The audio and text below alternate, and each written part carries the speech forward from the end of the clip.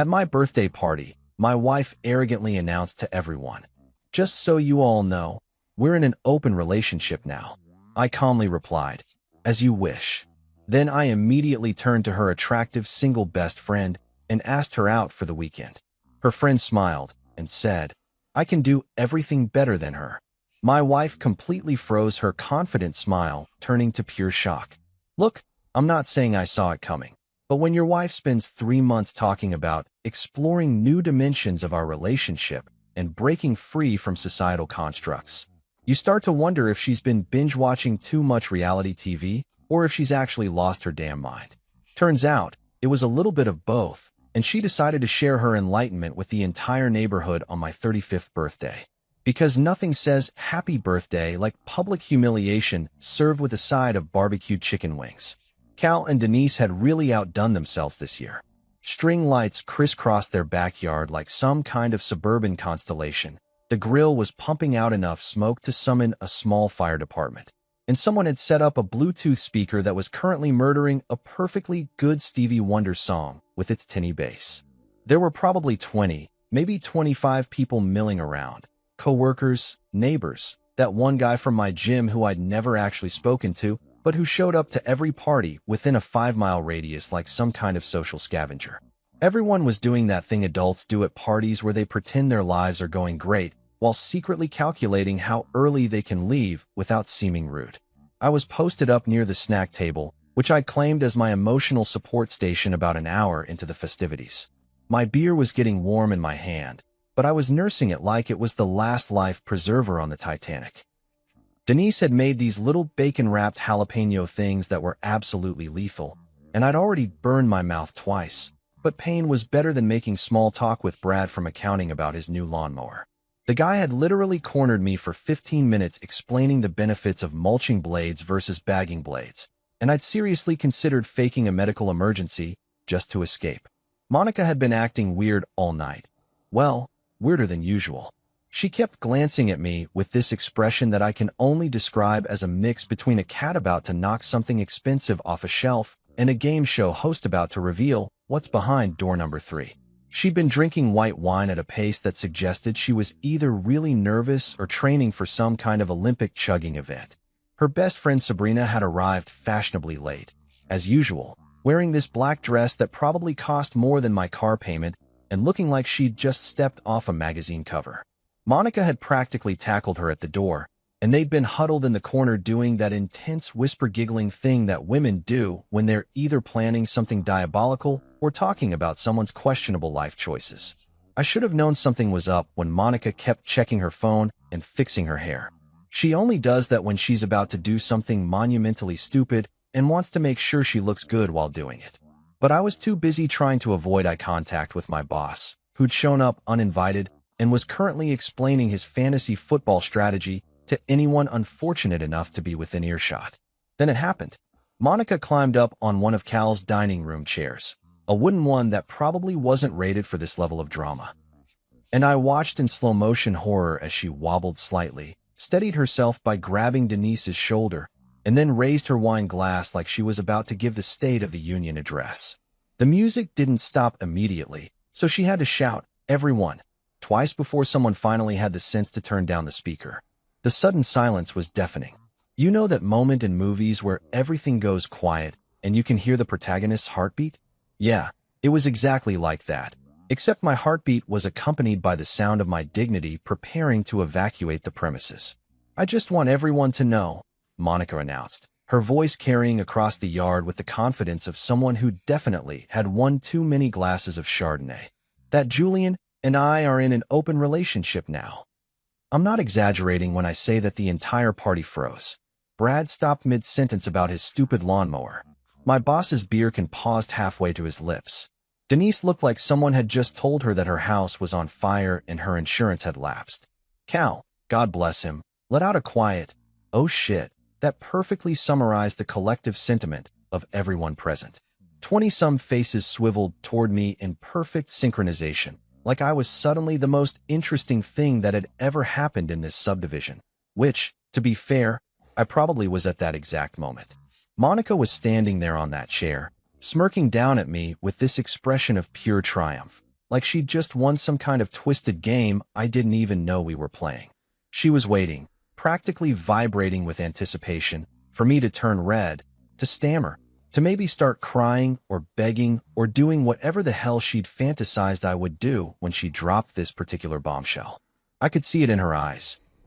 She wanted me to crumble, to make a scene, to prove to everyone that she still had control over me like I was some kind of emotional puppet and she was pulling all the strings. But here's the thing about being pushed to your absolute limit. Eventually, something breaks, and it's either going to be you or the illusion you've been living under. I chose the illusion. I took a long, slow sip of my warm beer, feeling every single pair of eyes boring into me. Then I smiled. Not a big smile, just a small, calm one, and said in the most casual voice I could muster, "As you wish." The confusion on Monica's face was absolutely priceless. That wasn't the reaction she'd been expecting. Not even close. But I wasn't done. I turned to Sabrina, who was standing near the patio door looking absolutely stunning and slightly amused by the whole train wreck unfolding before her.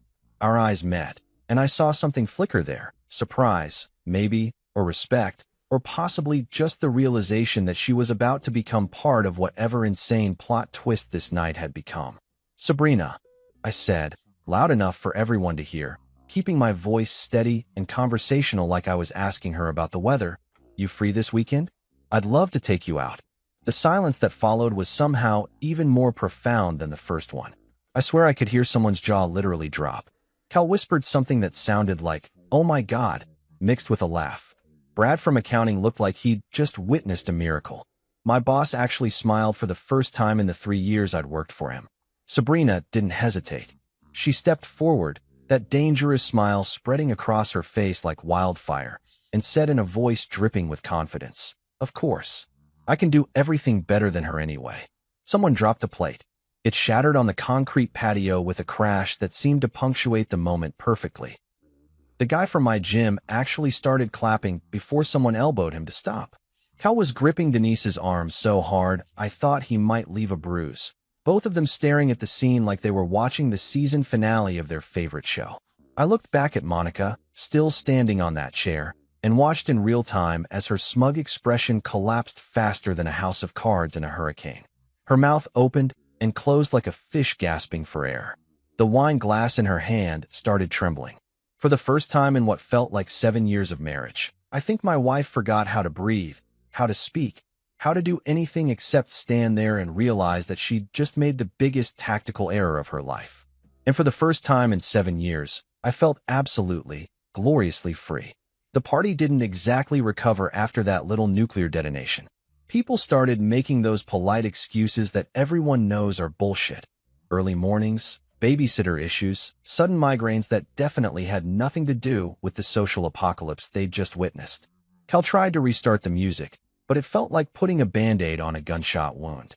Within 15 minutes, the backyard had cleared out faster than a movie theater after someone yells fire, and I was left standing there with my warm beer, watching Monica climb down from her throne of poor decisions with all the grace of a newborn giraffe. She didn't look at me, not directly. Instead, she made a big show of thanking Denise for the lovely party and complimenting the decorations like she hadn't just detonated a social grenade in the middle of the potato salad. Sabrina had already left, smart woman, after giving me a quick wink and mouthing, "Text me," when Monica wasn't looking. Cal walked me to the door and clapped me on the shoulder with the kind of firm grip that men use when words would just complicate things. "That was legendary, bro," he whispered. "Absolutely legendary." Coming from a guy who once tried to deep fry a turkey in his garage and nearly burned down his house, that was high praise indeed. Monica was already at the car, standing by the passenger door with her arms crossed, and that expression on her face that I'd come to recognize over 7 years of marriage. The one that said she was gearing up for a fight and had already rehearsed her opening arguments in the bathroom mirror. Her heels were clicking against the driveway like little gunshots. Tap, tap, tap. A staccato rhythm of barely contained rage. The string lights from Cal's yard cast weird shadows across her face, making her look like a character from one of those film noir movies where everyone's got an angle and nobody's telling the truth.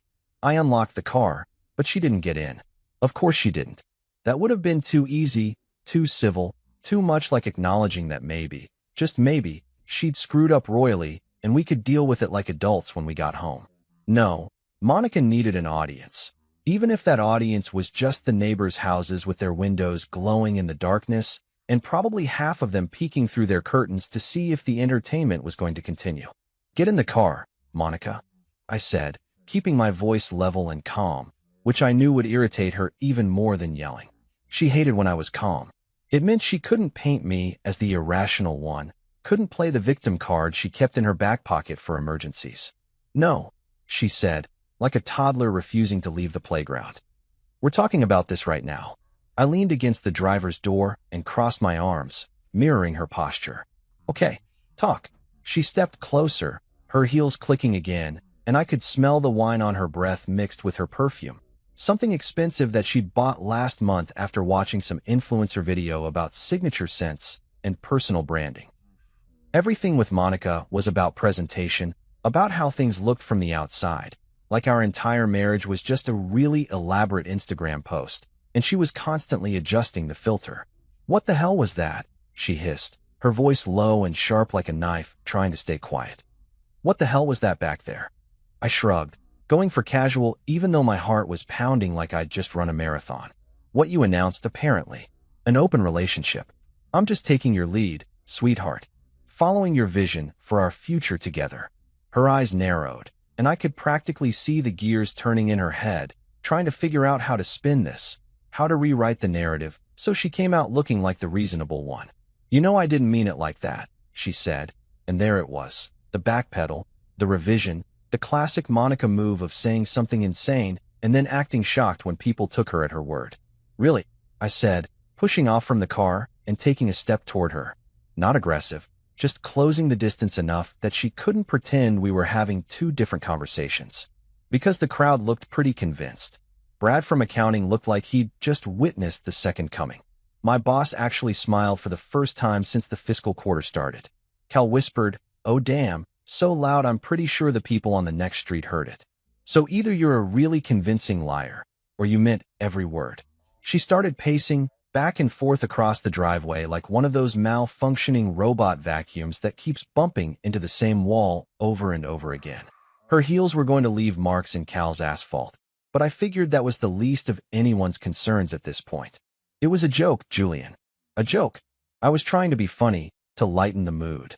By announcing our private business to 25 people? That's your idea of comedy?" Because let me tell you, it killed. Absolutely murdered. The room was dead silent. "So if that was your goal, congratulations, you nailed it." She whipped around to face me, and I could see the desperation starting to creep into her expression, the realization that her plan, whatever insane plan she'd cooked up with Sabrina or in her own head, had backfired spectacularly. "You're being ridiculous. You know you're being ridiculous, right? Asking out my best friend in front of everyone. That was cruel. That was deliberately cruel." I laughed. I couldn't help it. The absurdity of her calling me cruel after what she'd just pulled was so rich, so perfectly Monica, that all I could do was laugh. "You've been talking about open relationships for months," I said, once I'd gotten control of myself. "Months, Monica. What if we explored other connections? Don't you think monogamy is just a social construct? We should be free to experience life fully." I've heard every variation of that speech while you're scrolling through your phone at midnight, reading articles about polyamory and ethical non-monogamy like they're the holy scriptures. So congratulations, you got what you wanted. You got your open relationship.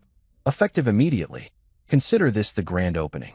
Her face went through about 6 different expressions in the span of 3 seconds. Shock, anger, confusion, horror, and finally landing on something that looked almost like fear. "You're not serious." "Oh, I'm dead serious. More serious than I've been about anything in years. You made the announcement. You set the terms. I'm just playing by the rules you established. That's how this works, right? Open means open. For both of us." She blinked at me like I'd just started speaking Mandarin, her perfectly made-up eyes going wide. But I didn't. I wasn't. You can't just. Can't just what? Accept the relationship parameters you publicly announced? Take you at your word? Treat you like an adult who means what she says? Which part am I not allowed to do exactly? A car drove past, slowing down slightly, and I could see the silhouette of someone's head turning to look at us. Great. Tomorrow the whole neighborhood would be talking about the Ross family drama. Monica noticed too and lowered her voice even more. This isn't what I wanted. Then what did you want? I asked, genuinely curious now. What was the goal here? Humiliate me? Test me?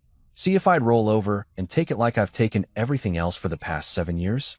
Sorry to disappoint, but I'm fresh out of tolerance for your bullshit.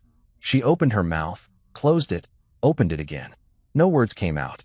For once in her life, Monica was actually speechless, and it was the most beautiful thing I'd seen all night. Even better than Sabrina's smile, even better than Cal's shocked expression, even better than the look on my boss's face when he realized he'd witnessed the best entertainment his boring suburban life had seen in years. I'm going home, I said, unlocking the car with a beep that sounded way too cheerful for the moment. You can come with me, or you can walk. Either way, this conversation is over. I got in the car, started the engine, and waited. She stood there for another 30 seconds, probably hoping I'd cave, hoping I'd apologize, hoping this was all some elaborate bluff that she could call. But when I put the car in reverse, she finally scrambled to the passenger side and got in, slamming the door hard enough to make the whole car shake. We drove home in complete silence, the kind of thick, suffocating silence that feels like it has weight and substance. I turned on the radio just to have something other than the sound of her breathing. And of course it was playing some sappy love song about forever and always and never letting go. I changed the station to sports talk. Much better. When we pulled into our driveway, she finally spoke. You embarrassed me. I turned off the engine and looked at her, really looked at her, and I couldn't believe I'd spent 7 years with someone who could say something that delusional with a straight face. I embarrassed you? Sweetheart, you stood up at my birthday party and declared to everyone we know that you're open for business. I just accepted your business plan. If you're embarrassed, maybe next time think before you speak. I got out of the car and headed inside, leaving her sitting there in the darkness. Cal sent me a text before I even made it to the bedroom.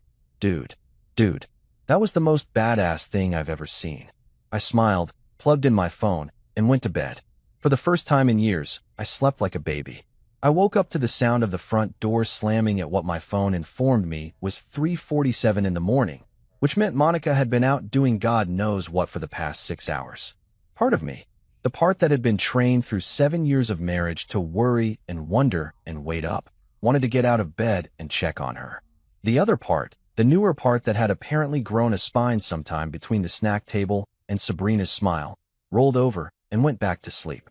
That part won.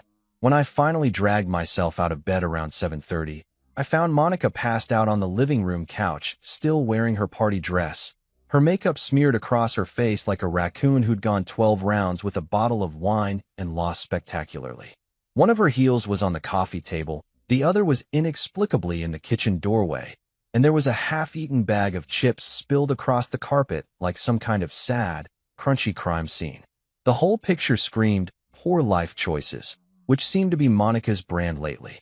I stepped over the chips, made myself some coffee, the good stuff I kept hidden in the back of the cabinet because Monica always complained it was too strong, and settled in at the kitchen table with my laptop to check my email. The coffee was perfect, dark and bitter, exactly how I liked it and exactly how Monica hated it, which somehow made it taste even better this morning. I was halfway through reading a passive-aggressive email from Brad about quarterly reports when I heard movement from the living room, followed by a groan that sounded like a wounded animal trying to. Remember, Wyatt had decided to play dead. Monica stumbled into the kitchen looking like death warmed over, reheated, and then left out in the sun for a week. Her hair was sticking up in about 17 different directions. Her mascara had migrated to her cheekbones, and she was squinting at me like I was the sun, and she was a vampire who'd forgotten to check the weather forecast before going outside. Coffee, she croaked, reaching for my mug with the desperation of someone who'd just crossed a desert. I pulled it away before she could grab it. Make your own. She stared at me like I'd just suggested she solve a complex mathematical equation using only interpretive dance. Are you serious right now? Dead serious. There's a coffee maker right there. You know how to use it. I've seen you do it before. Several times, actually. You're a grown woman with opposable thumbs. I have faith in you. She stood there swaying slightly, trying to decide if she had the energy to argue or if she should just make her own damn coffee. Self-preservation won out, and she shuffled over to the coffee maker like a zombie in designer pajamas. Well, a designer dress from last night that now looked like it had been through a wood chipper. I watched her fumble with the coffee grounds, spilling half of them on the counter, and felt absolutely zero obligation to help. "Where were you until 4 in the morning?" I asked, taking another sip of my coffee. "Delicious." She didn't turn around. "Out." "Out where?" "Just out. With Sabrina." I laughed. Couldn't help it. "Sabrina? Really? That's the lie you're going with?" "Because Sabrina texted me at 11 saying she was home watching Netflix and thanks for the entertainment at the party. So unless she's developed the ability to be in 2 places at once, you're going to need a better story." Monica's shoulders tensed up, and she still didn't turn around, just kept focusing on the coffee maker like it was the most fascinating piece of machinery she'd ever encountered. "Fine. I was at a bar. Alone. Happy. Ecstatic. Did you meet anyone interesting? Have any deep conversations about the nature of open relationships?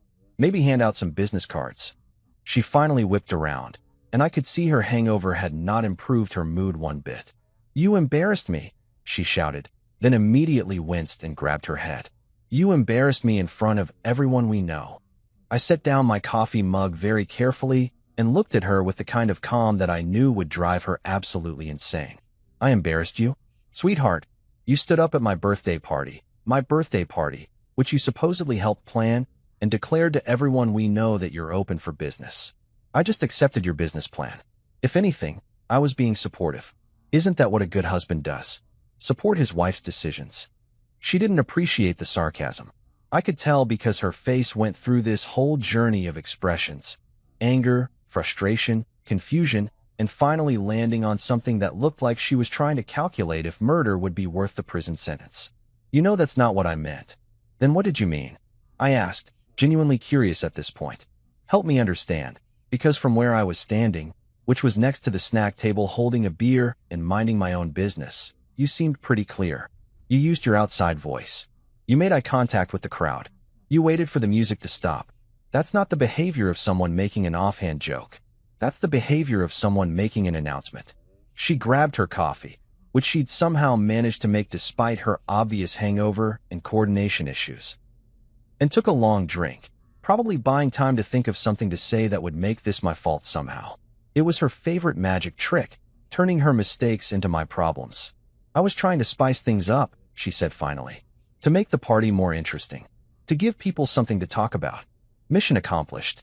I guarantee you everyone at that party is talking about us right now. Cal's probably already told half the neighborhood. Brad from accounting has definitely updated his group chat. My boss is probably wondering if he should add this to my performance review."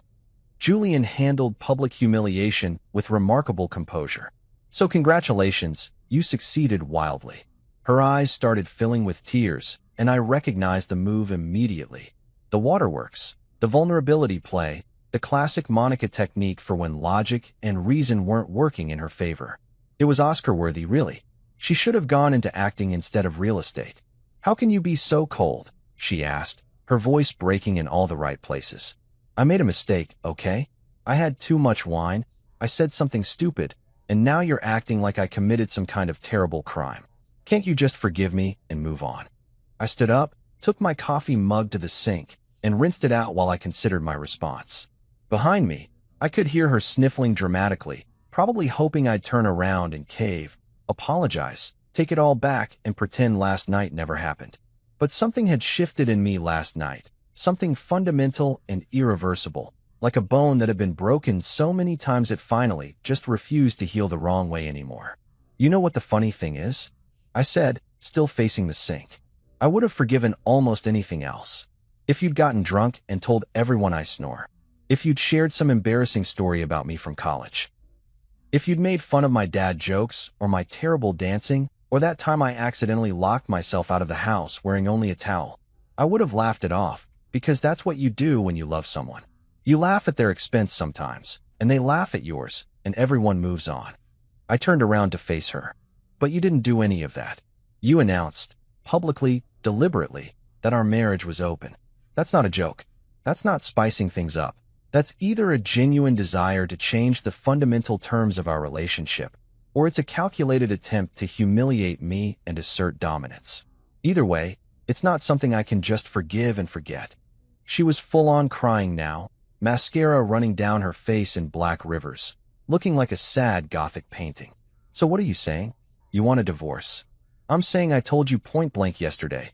You made the rules, now you live by them. We have an open relationship now. Effective immediately. Those are your terms, and I accept them completely. But I don't want. Too late. The genie's out of the bottle, Monica. You can't just stuff it back in because you don't like what you wished for. She stood there crying, and I felt something, but it wasn't guilt or sympathy or the desire to fix things. It was more like watching a stranger have a breakdown in a grocery store. Vaguely uncomfortable, but not my responsibility. I grabbed my keys and my wallet from the counter. Where are you going? She asked, panic creeping into her voice. Work. Some of us have jobs that require us to show up on time and sober. It's Sunday. I have reports to catch up on. I'll be home when I'm home. I left her standing there in the kitchen, tears streaming down her face, and I didn't look back. My phone buzzed before I even made it to the car.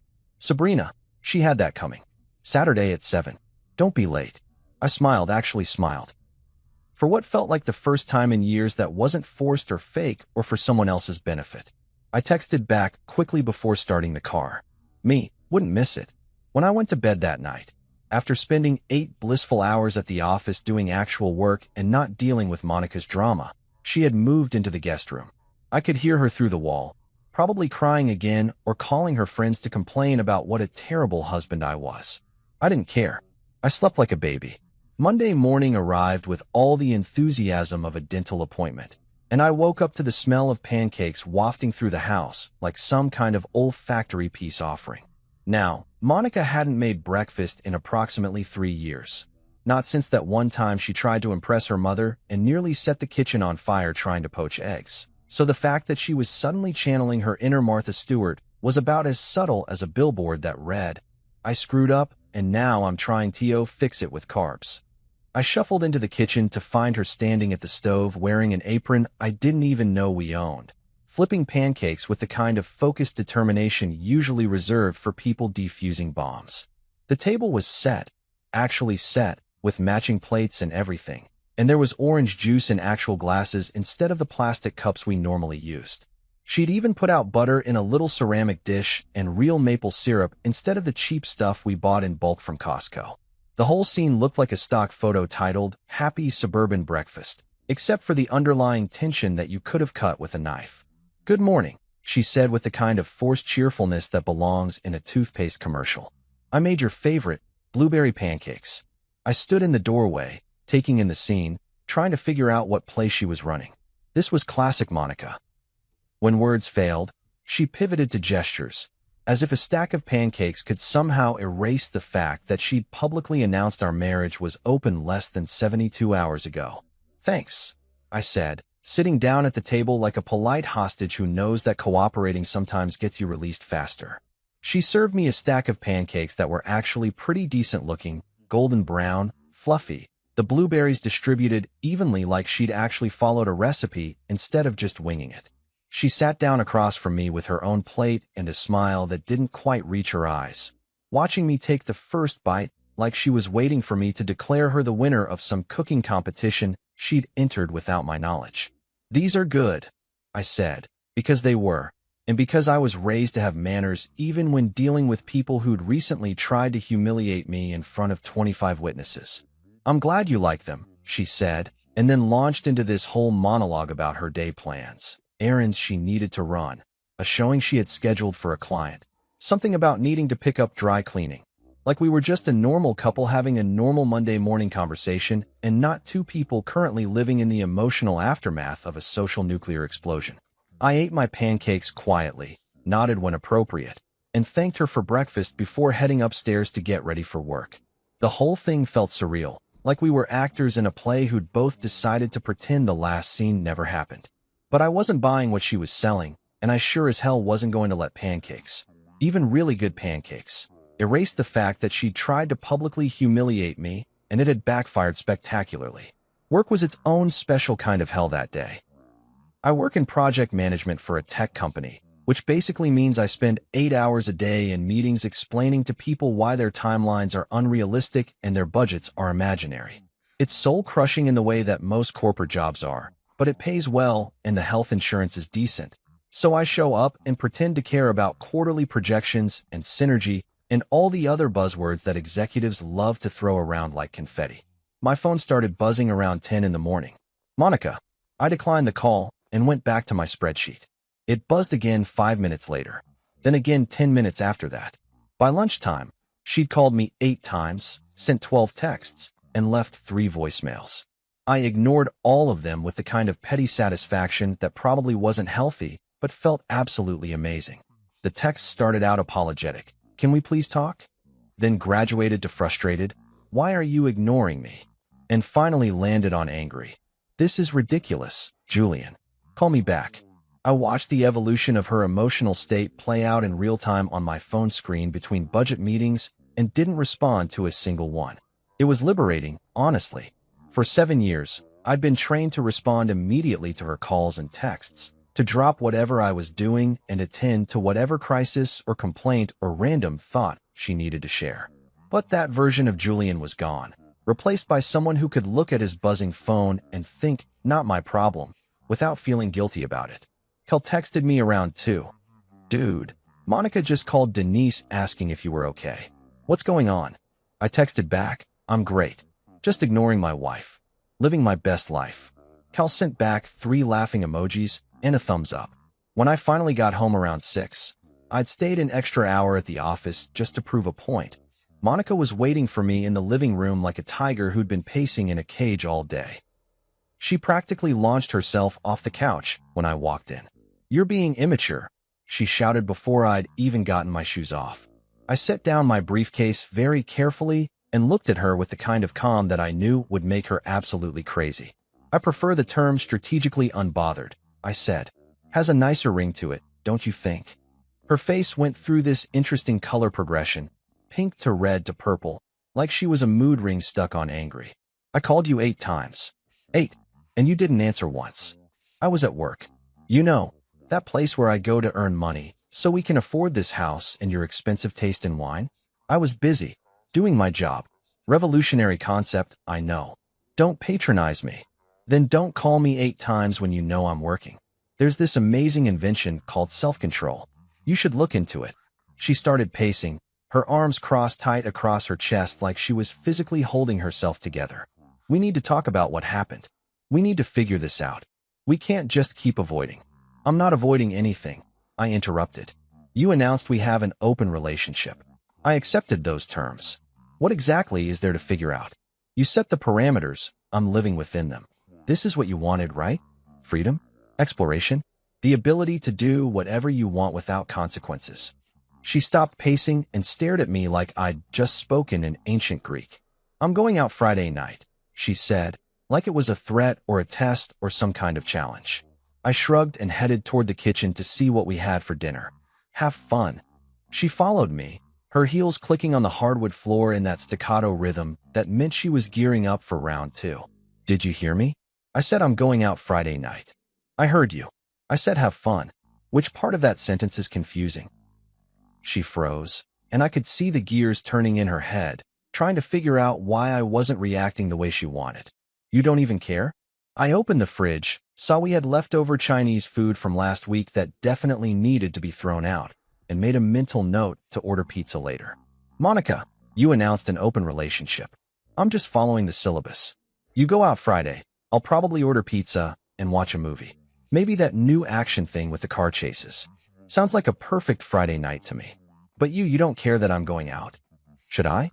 You're a grown woman. You can do whatever you want. That's the whole point of being open, right? Freedom and independence and all that modern relationship stuff you've been reading about.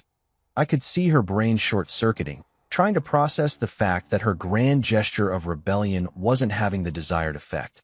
She wanted me to fight, to beg her not to go, to prove that I still cared enough to be jealous. But that ship had sailed, probably sometime around the moment she climbed on that chair at my birthday party.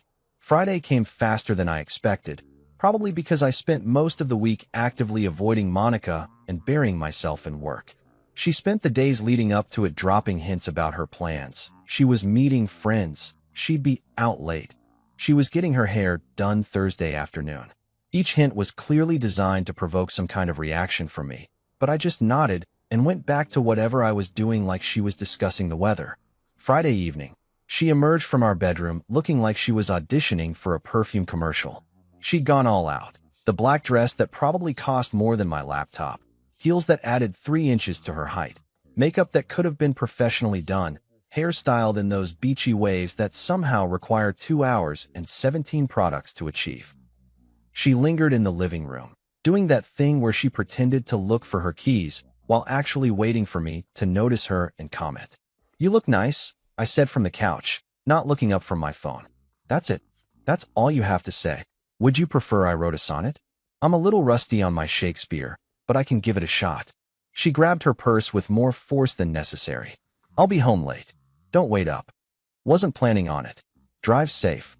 She left in a cloud of expensive perfume and righteous indignation, slamming the door just hard enough to make her point. I waited until I heard her car pull out of the driveway. Then I ordered a large pizza, half pepperoni, half mushroom, because I'm a man of sophisticated tastes, and queued up that action movie I'd been wanting to watch. The one with Keanu Reeves shooting people in increasingly creative ways.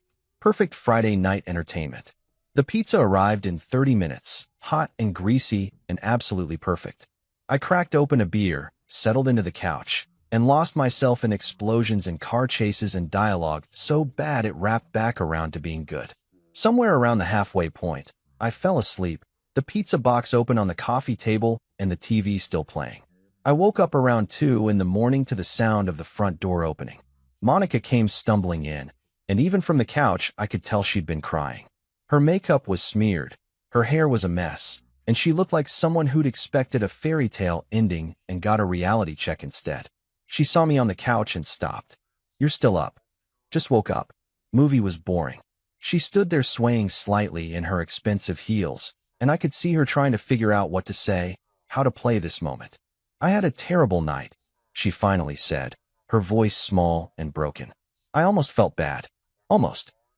But then I remembered standing by that snack table holding a warm beer while she announced our private business to the entire neighborhood, and the sympathy evaporated like morning fog.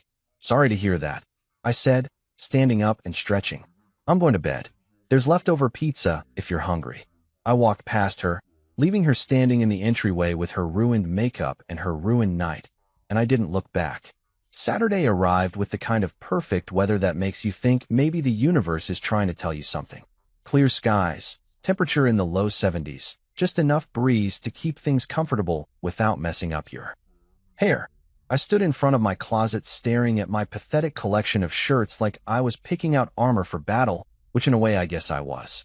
Monica had made it very clear over the years which clothes she approved of and which ones made me look, according to her expert fashion opinion, like a middle-aged dad trying too hard, or someone who shops exclusively at gas stations.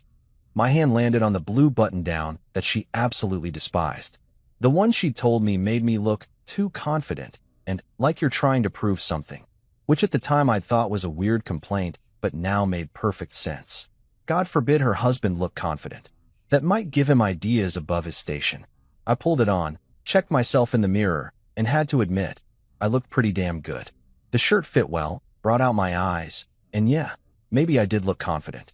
Confident looked good on me. I should have worn this shirt more often instead of letting it collect dust in the back of my closet like some kind of banned substance. I paired it with jeans, the dark ones without any holes or weird distressing, because I'm 35 not 22, and my decent shoes, the leather ones I usually save for work presentations and funerals. A quick check of my hair, a spritz of cologne that I'd bought myself last month after Monica told me my old one smelled too aggressive, and I was ready. I looked like a functional adult human who had his shit together, which was either the truth or the world's most convincing lie. Either way, I'd take it. The drive to Sabrina's apartment took about 20 minutes through the kind of suburban sprawl that all looks the same. Shopping centers, chain restaurants, housing developments with names like Willow Creek Estates, even though there were no willows and definitely no creek. She lived in one of those modern apartment complexes that tried really hard to look upscale with their fake stone facades and dramatic lighting. The kind of place that charged an extra $200 a month for what they called luxury amenities, which basically meant there was a gym nobody used and a pool that was always slightly too cold.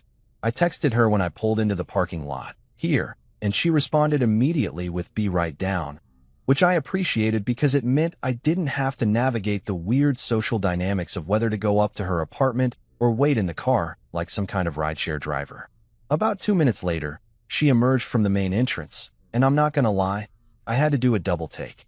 Sabrina had always been attractive. You'd have to be blind not to notice. But Monica's best friend had always existed in this sort of off-limits mental category, like a museum painting you could look at but never touch. Tonight, though, seeing her walk toward my car in dark jeans and a green top that somehow looked both casual and elegant at the same time, her hair down and natural instead of styled within an inch of its life, I realized I'd never actually looked at her before. Not really. She was effortlessly stunning in a way that didn't require 3 hours of preparation and a small pharmacy's worth of products. Just her. No armor, no performance, no filter.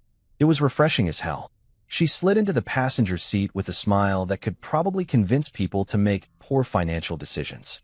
"Right on time," she said, clicking her seatbelt. "I'm impressed." "I've been on time since 1989, I said, backing out of the parking space with what I hoped looked like confidence and not the mild panic of a man who hadn't been on anything resembling a date in about 8 years. It's literally my only good habit. Everything else about me is a disaster, but I'll be damned if I'm late. She laughed. A real laugh, not the polite twitter that people do when they're trying to be nice. And I felt something in my chest unclench that I hadn't even realized was tight. "Where are we going?" she asked. "That Italian place downtown. Giovanni's. You been there?" "Once, like 2 years ago. It was good. Monica hated it because they didn't have the wine she wanted. But that's Monica for you. If it's not exactly what she pictured, it's garbage." And just like that, we were off to the races, talking about Monica like she was a character in a TV show we both watched rather than someone who'd been a central figure in both our lives. It felt weird at first, like we were breaking some unspoken rule, but Sabrina had this way of making everything feel normal, like of course we were going to talk about this. Why wouldn't we? The restaurant was busy, but not packed. That perfect sweet spot where you can have a conversation without shouting, but there's enough ambient noise that you don't feel like everyone's listening to your business. The hostess, a college-aged girl with purple streaks in her hair, who looked like she'd rather be literally anywhere else, seated us at a table near the window, and I ordered a beer while Sabrina got some kind of cocktail with a name I couldn't pronounce that involved elderflower and gin. "So," she said once the waitress had disappeared with our drink orders, leaning back in her chair and studying me with those sharp eyes that didn't miss much. "How are you holding up?" And I want the real answer, not the "I'm fine" bullshit people usually give. I considered lying, because that's what you do in polite society. You lie and say everything's great even when your life is actively on fire. But something about Sabrina made me want to tell the truth, maybe because she'd witnessed the initial explosion and lying to her felt pointless. Honestly, I feel like I've been asleep for 7 years and I just woke up. Everything's sharper, clearer. Even the bad stuff doesn't feel as heavy because at least it's real, you know? She nodded like she understood completely. "Monica's been testing you for months," she said, and there was no judgment in her voice, just observation. Pushing boundaries, saying outrageous things, seeing how far she could go before you snapped. I watched it happen. We all did. And nobody thought to mention this to me. Would you have believed us? Or would you have defended her and convinced yourself we were wrong? She had a point. I probably would have done exactly that, because that's what I'd been doing for years, making excuses, explaining away her behavior, convincing myself that this was just how marriage worked, and everyone's wife was secretly kind of terrible, and you just dealt with it. Our drinks arrived, and I took a long sip of my beer while trying to figure out how to articulate what I was thinking. The crazy thing is, I didn't snap. That's what she wanted. She wanted me to lose my shit, make a scene, prove that I was the irrational one. But I didn't. I just opted out of her game. "You didn't snap," Sabrina agreed, taking a sip of her fancy cocktail and making a face that suggested it was stronger than expected. "You evolved. Big difference. Snapping is emotional and temporary. Evolution is permanent." We ordered food. I got the carbonara because life's too short for boring pasta. She got some kind of seafood linguine that looked way fancier than anything I'd have ordered, and spent the next hour talking about everything and nothing. Work stories. The absurdity of Cal's inability to operate a grill without creating a smoke signal visible from space. Her terrible ex-boyfriend, who'd once tried to convince her that astrology was more reliable than modern medicine. My boss's obsession with buzzwords that meant absolutely nothing. It was easy. That's what struck me most. How easy it was to talk to her, to laugh with her, to exist in the same space without constantly monitoring my words or worrying that I'd say something that would set off a landmine I didn't know existed. With Monica, every conversation was a minefield. With Sabrina, it was just conversation. Novel concept. By the time dessert rolled around, we split a tiramisu because neither of us wanted a full dessert, but both of us wanted something sweet. I'd almost forgotten that this was supposed to be some kind of revenge date or statement or whatever the hell it had been when I'd asked her out. It had just become two people enjoying each other's company, which was more than I'd done with my actual wife in years. Sabrina leaned forward, her elbows on the table, and fixed me with that direct stare that made it impossible to look away. You know you're going to leave her eventually, right? I laughed, but it came out shakier than I intended. What are you, psychic now? You got a crystal ball hidden in your purse. No, just observant. You've tasted peace now, Julian. You've seen what it feels like to have a conversation that doesn't end in a fight, to spend an evening without walking on eggshells, to just exist without constantly wondering if you're about to get attacked for some imaginary slight. You think you can go back to chaos after this? You think you can go back to her after remembering what normal feels like? I wanted to argue, to say she was wrong, to defend my marriage out of habit if nothing else. But the words wouldn't come, because deep down, deeper than I wanted to admit, I knew she was right. This was the preview of a life I'd forgotten was possible, and going back to Monica after this would be like voluntarily climbing back into a burning building after someone had pulled you to safety. She wasn't always like this, I said, but even to my own ears it sounded weak. Maybe not, but she is now. And you can either spend the next 7 years hoping she'll change back into whoever she used to be, or you can accept that this is who she is and decide if that's what you want for the rest of your life. We split the check, she insisted, even though I'd asked her out, and walked back to my car under streetlights that turned everything slightly orange. The drive back to her apartment was quieter, but it was a comfortable quiet, the kind that doesn't need to be filled with meaningless chatter. Thanks for tonight, she said when I pulled into her parking lot. I had fun, real fun, not the fake kind you have to convince yourself you're having. Me too, I said, and meant it completely. She got out, then leaned back in through the open door. Julian, when you finally decide to leave, and you will, don't second-guess yourself. You deserve better than what you've been settling for.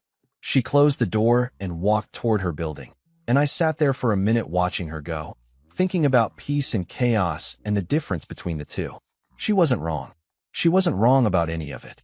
I pulled into our driveway around 10:30, which was practically the middle of the night by suburban standards where everyone's in bed by 9 because they have to wake up at dawn to beat traffic or walk their designer dogs or whatever the hell people do at 6 in the morning. The porch light was on, which wasn't unusual, but so were the living room lights and the kitchen lights and what looked like every single light in the entire house, like Monica was trying to summon me home with some kind of illuminated bat signal. Subtle as a brick through a window, that woman. I sat in the car for a minute after turning off the engine, just preparing myself mentally for whatever fresh hell awaited me inside. My phone had been mercifully quiet all evening. No calls, no texts, no desperate attempts to check in on me or guilt me into coming home early. I'd almost thought maybe she'd decided to be mature about the whole thing, but the light show coming from our house suggested otherwise. Monica didn't do mature. Monica did dramatic, with a side of passive-aggressive and a garnish of manufactured crisis. When I finally dragged myself out of the car and walked up to the front door, I could see her through the window, sitting on the couch with her arms crossed and her leg bouncing in that rapid-fire way that meant she'd been sitting there working herself into a frenzy for however many hours I'd been gone. She was still wearing the clothes from her disastrous Friday night out, different outfit than her going-out ensemble, which meant she'd changed at some point, probably trying on 17 different things before settling on casual jeans and a t-shirt that screamed, "I'm approachable and reasonable," even though we both knew that was a lie. I opened the door and was immediately hit with the smell of cleaning products, lemon and bleach, and that fake lavender scent that's supposed to be calming, but actually just makes everything smell like a hospital trying to mask something terrible. She'd stress cleaned.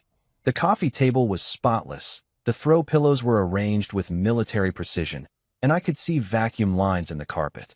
When Monica stress cleaned, it meant she was either planning to murder me or she was having a complete psychological breakdown. Sometimes both. "You're home," she said, like she was announcing the arrival of a delayed package she'd been tracking obsessively. "I am," I agreed, setting my keys in the little bowl by the door that we'd gotten as a wedding present from some aunt whose name I couldn't remember. "Did you wait up for me?" "That's sweet." "Unnecessary, but sweet."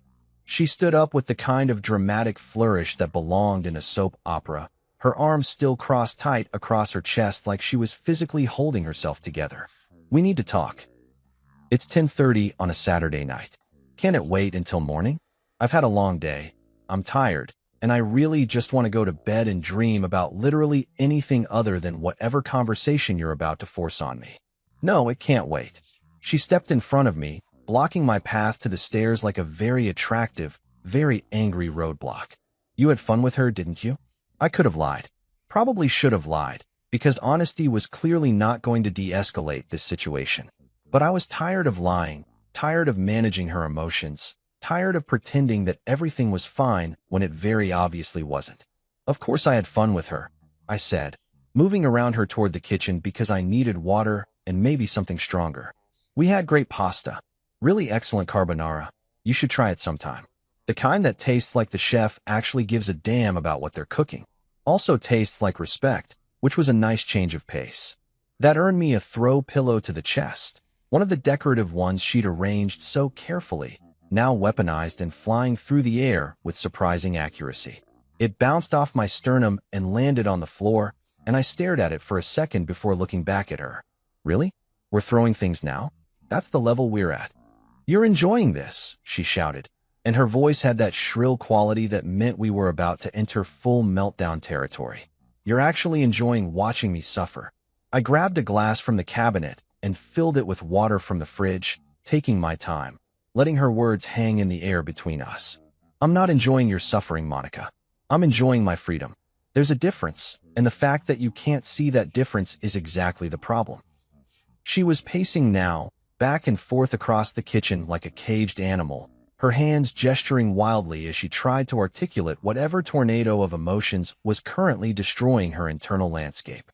"Are you in love with her?" she demanded, stopping suddenly and fixing me with those eyes that I used to think were beautiful but now just looked desperate. "Are you in love with Sabrina? Is that what this is about?" I took a long drink of water, letting the question settle. Was I in love with Sabrina? No, not even close. But was tonight the most peace I'd felt in years? Absolutely. And was I about to admit any of that to Monica? Hell no. "No," I said simply. "I'm not in love with her." "Then why?" "But she's easier to talk to than you," I interrupted, because if we were doing honesty, we might as well go all the way. "She doesn't make every conversation feel like I'm navigating a minefield blindfolded. She doesn't announce my personal business to crowds of people. She doesn't spend 3 hours getting ready just to go out and make herself miserable in some pathetic attempt to make me jealous. And most importantly, she didn't stand up at my birthday party and humiliate me in front of everyone we know." Monica's eyes started filling with tears, round 2 of the waterworks, Electric Boogaloo, and I watched her face crumple like a paper bag someone had stomped on. "I can't believe you're being so cruel," she said, her voice breaking in all the practiced places. "After everything we've been through together, after 7 years of marriage, you're just going to throw it all away because I made one mistake." I set down my water glass and leaned against the counter, studying her like she was a puzzle I was trying to solve, except all the pieces were from different boxes and none of them fit together. "This isn't about one night, Monica. This isn't about one mistake or one announcement or one embarrassing moment at a party. This is about 7 years. 7 years of you treating me like I'm your PR assistant whose job is to make you look good. 7 years of you making unilateral decisions and expecting me to just go along with them because, God forbid, I have an opinion or a preference or a shred of autonomy. That's not fair. You want to talk about fair? Let's talk about fair. Fair would be you considering my feelings before you do things. Fair would be you treating me like a partner instead of an accessory. Fair would be you apologizing, genuinely apologizing, not the fake kind where you're really just mad you got caught, for standing up at my birthday party and making an announcement that affected both of us without bothering to consult me first. She was full-on sobbing now, the kind of crying that comes with hiccups and running mascara and those gasping breaths that sound like someone drowning on dry land. She sank down onto one of the kitchen chairs like her legs couldn't support her anymore, her head in her hands, her whole body shaking with the force of her tears. "I'm sorry," she choked out between sobs. "I'm so sorry. I didn't mean, I wasn't thinking. I just wanted." "You wanted what? To spice up the party? To make things interesting? To see if you could push me far enough that I'd finally break?" I shook my head, feeling something that might have been sympathy if I had any left to give, but my sympathy tank had been running on empty for months now. "Well, congratulations. You succeeded. I broke. I just didn't break the way you expected." She looked up at me with red, swollen eyes and a face that was somehow still beautiful even covered in tears and snot and misery. "What does that mean? What are you saying?" "I'm saying that you spent so long trying to crack me, trying to find my breaking point, trying to prove that you had power over me, that you didn't notice I was slowly putting myself back together in a completely different configuration. You broke the old Julian, the one who apologized when you were wrong, who made excuses for your behavior, who convinced himself that this was just what marriage looked like. But the new Julian? He's not interested in playing your games anymore. So what? You're just done? You're just giving up on us? On 7 years of marriage?" She stood up again, wiping at her face with the back of her hand, leaving. Mascara streaks across her cheek like war paint applied by someone who'd already lost the battle. "People don't just throw away 7 years, Julian. That's not how this works." "You're right," I said, grabbing my water glass and heading toward the stairs. "People don't throw away 7 years. But they also don't spend 7 years in a relationship where one person gets to do whatever they want while the other person just takes it. So yeah, maybe I am done. Maybe I've been done for a while and just didn't want to admit it. Or maybe I'm exactly as done as you wanted me to be when you stood up on that chair and announced we were open. Hard to say, really." I started up the stairs, my legs suddenly feeling like they weighed about 1,000 pounds each, the exhaustion of the evening hitting me all at once. Behind me, I could hear Monica still crying, still trying to articulate some argument that would change my mind, still operating under the delusion that she could fix this with enough tears or the right combination of words. "I can change," she called up after me, her voice desperate and pleading. "I can be better. I can be the wife you deserve. Just give me another chance." I paused on the landing, my hand on the banister, and thought about all the times I'd heard some variation of that promise over the years. After fights, after her mistakes, after moments where she'd pushed too far and needed to reel me back in before I actually left. And I thought about how many times I'd believed her, how many chances I'd already given, how many times I'd convinced myself that this time would be different. "Good night, Monica," I said without turning around, and continued up to our bedroom. I brushed my teeth, changed into sweatpants and an old t-shirt, and climbed into bed in the master bedroom. Our bed, the one we'd shared for years, but tonight it felt like just mine. I could hear her moving around downstairs, could hear the occasional sob echoing up through the vents, could hear her eventually retreat to the guest room where she'd been sleeping since her disastrous Friday night out. And for the first time in 7 years, I went to bed without apologizing, without trying to fix things, without taking responsibility for someone else's emotional crisis. I just lay there in the darkness, staring at the ceiling, and felt something I hadn't felt in longer than I could remember. I felt light, like someone had been piling weights on my chest for years, and I'd gotten so used to them I'd forgotten what it felt like to breathe normally. But now they were gone. Not all of them, but enough that I could take a full breath without feeling like my ribs were cracking. I fell asleep smiling, and I didn't dream about anything at all. Sunday morning hit me like a truck full of clarity and bad decisions wrapped in a bow made of freedom, and I woke up around 8 feeling more rested than I had in months despite the emotional warfare that had gone down in my kitchen approximately 9 hours earlier. The sun was streaming through the bedroom window in that annoyingly cheerful way that made me want to both embrace the new day and also pull the covers over my head and pretend the outside world didn't exist.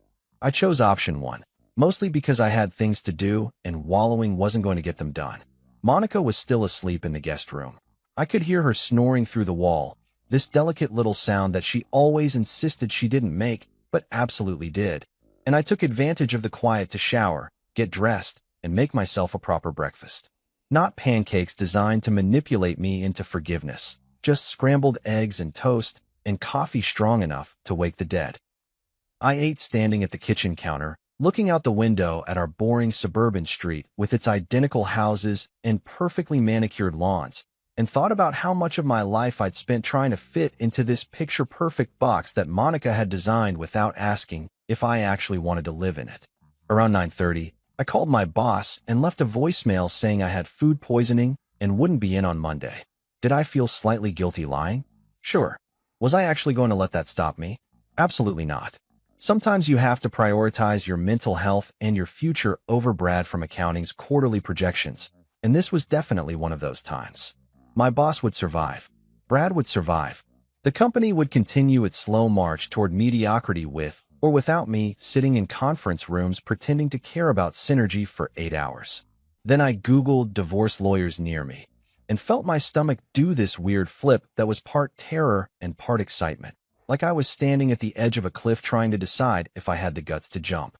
The first 3 results were these big corporate firms with names like Johnson, Patterson, and Associates that probably cost more per hour than I made in a week, all sleek websites and promises to aggressively protect your interests, which sounded more like a threat than a selling point.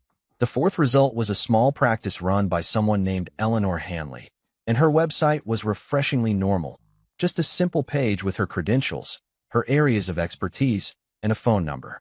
No stock photos of angry people pointing at each other across conference tables, no aggressive marketing copy about destroying your ex-spouse, just straightforward information presented by someone who seemed like they might actually see me as a human being rather than a billable hour.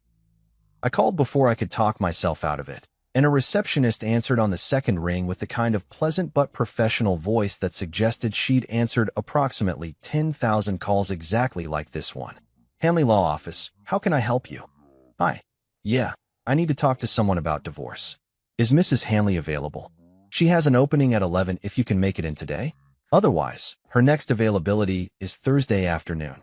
I looked at the clock. It was 9:45. 11 was doable. I'll take 11. Perfect. Can I get your name and phone number? I gave her the information, she confirmed the address, and just like that I had an appointment to discuss ending my marriage. It felt surreal, like I was watching someone else's life from the outside, some Netflix drama about a guy who finally grew a backbone and decided to stop settling for misery disguised as commitment. Except it wasn't a Netflix drama, it was my actual life, and I was apparently the protagonist now instead of the supporting character in Monica's one-woman show. The drive to Mrs. Hanley's office took about 20 minutes through Sunday morning traffic, which is to say there was no traffic because everyone was either at church or still sleeping off whatever bad decisions they'd made Saturday night. Her office was in one of those converted houses that had been turned into professional space.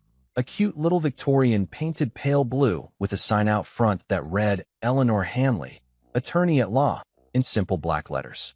No flash, no pretense, just a lawyer doing her job. I already liked her. Inside, the waiting room looked more like someone's living room than a law office. Comfortable chairs, actual artwork on the walls instead of generic corporate prints, a coffee table with real magazines instead of ones from 2015. The receptionist, a woman in her 50s with glasses on a chain and a warm smile, checked me in and told me Mrs. Hanley would be with me in just a moment. I sat down and tried not to think about what I was doing, which was impossible because what I was doing was literally the only thing my brain wanted to think about. Mrs. Hanley emerged from her office about 3 minutes later, and she was exactly what I needed her to be, professional but kind, probably in her early 60s, with silver hair pulled back in a bun and the no-nonsense air of someone who'd seen every variation of human relationship drama and wasn't shocked by any of it anymore. She shook my hand with a firm grip and led me into her office, which continued the comfortable living room aesthetic with a big wooden desk, bookshelves full of actual books, and a window that looked out onto a garden full of flowers that had no business looking that nice in October. So, she said, settling into her chair and pulling out a legal pad that had actual handwritten notes on it instead of a laptop. Tell me what's going on. I told her. All of it. The birthday party announcement, Sabrina, Monica's disastrous Friday night. The dinner that reminded me what peace felt like, the crying and the manipulation and the 7 years of slowly losing myself to someone else's vision of what our life should be. Mrs. Hanley listened without interrupting, taking notes occasionally, nodding in places that suggested she'd heard variations of this story about 1,000 times before. When I finished, she set down her pen and looked at me with the kind of straightforward honesty that I desperately needed. Any kids? No, thank God. Shared assets? House, cars, significant investments. House is in both our names. 2 cars, both paid off. Some savings, couple retirement accounts. Nothing too complicated. And you're sure about this? Because once we start the process, it's going to get messy. She's going to fight it. She's going to try to change your mind. She's going to make promises she probably can't keep. You need to be absolutely certain this is what you want. I thought about Monica standing in our kitchen last night, crying and begging and promising to change. I thought about 7 years of conversations that went nowhere, fights that solved nothing, apologies that never actually addressed the problem. I thought about Sabrina's words, "You've tasted peace now," and realized she was right. I couldn't go back. Not to that. I'm sure, I said. I've never been more sure of anything in my life. Mrs. Hanley smiled, the kind of smile that said she believed me and also approved. Then let's get you free, Mr. Ross. Here's what we're going to need. She handed me a list of documents: marriage certificate, financial statements, tax returns, property deeds, and walked me through the process. California was a no-fault state, which meant I didn't have to prove Monica did anything wrong. I just had to prove the marriage was broken. That part would be easy. The marriage had been broken for years. I'd just been too stubborn or scared or comfortable to admit it. By the time I left her office an hour later, I had a folder full of paperwork, a plan of action, and the first glimmer of hope I'd felt in longer than I could remember. This was happening. This was actually happening. I was getting out. I spent the rest of the afternoon gathering documents, pulling our marriage certificate from the filing cabinet, downloading bank statements, making copies of everything Mrs. Hanley had requested. It felt productive, purposeful, like I was finally taking control of my own life instead of just reacting to Monica's chaos. Around 6, I heard her car pull into the driveway. I was sitting at the kitchen table surrounded by paperwork when she walked in carrying bags of Chinese takeout, and the smell hit me immediately. Sweet and sour chicken, lo mein, egg rolls, all my favorites. Another peace offering, another attempt to fix things with food instead of actual change. "I brought dinner," she said, her voice careful and measured like she was approaching a wild animal that might bolt at any sudden movement. "Your favorite. I thought maybe we could eat together, talk about things. Really talk, not fight." She looked